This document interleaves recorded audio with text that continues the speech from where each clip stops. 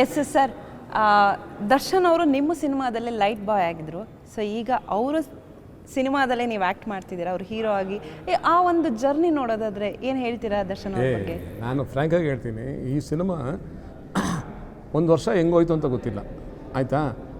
Last day ನಾನು ಎಷ್ಟು emotional ಆಗಿಬಿಟ್ಟೆ ಅಂದರೆ, ಸರುಣ್ ಅವ್ರಿಗೆ ಚಿಕ್ಕ ಮಗು ಥರ ಕೇಳ್ತಾ ಇದ್ದೀನಿ, ಸರ್ ಆಗೋಯ್ತಾ, ಅಲ್ಲ ಇನ್ನೂ ಸ್ವಲ್ಪ ಏನಿಲ್ವಾ, ಆಗೋಯ್ತಾ ಆಗೋಯ್ತಾ ಆಗೋಯ್ತಾ ಅಂತ.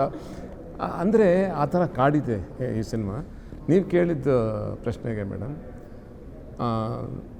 ನಾನು ಸಿನಿಮಾಗೆ ನಾವು ಬರೋಕ್ಕೆ ಮುಂಚೆ ನಾವೇನು ಹೇಳ್ತೀವಿ, ಯಾರನ್ನ ಕೇಳಿದ್ರೆ ಸರ್ ಕಾಟೇರ, ಓ ಸೂಪರ್ ಸ್ಟಾರ್ ದರ್ಶನ್ ಅವ್ರ ಪಿಕ್ಚರಾ, ಹೌದು ಸರ್ ದರ್ಶನ್ ಅವ್ರ ಪಿಕ್ಚರ್ಗೆ ನಾವು ಆ್ಯಕ್ಟ್ ಮಾಡೋಕ್ಕೆ ಹೋಗ್ತಾಯಿದ್ದೀವಿ ಅಂತೇಳಿ ನಾವು ಸೆಟ್ಟಿಗೆ ಬರ್ತೀವಿ.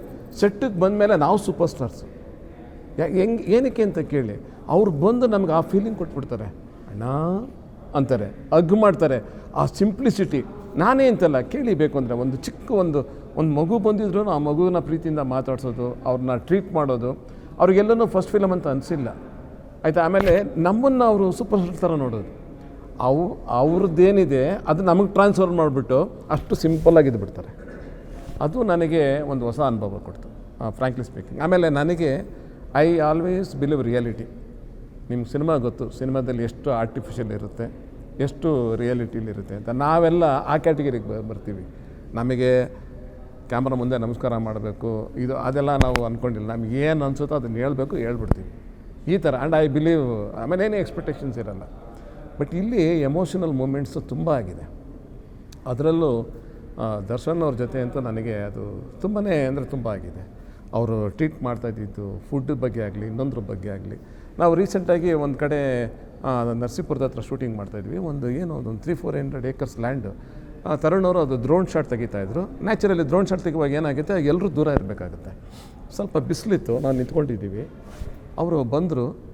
ಅವ್ರು ಬರಬೇಕಾದ್ರೆ ಹಿಂಗೆ ಒಂದು ಲುಕ್ ಕೊಟ್ಕೊಂಡು ಬಂದರು ನನ್ನ ಕಡೆ.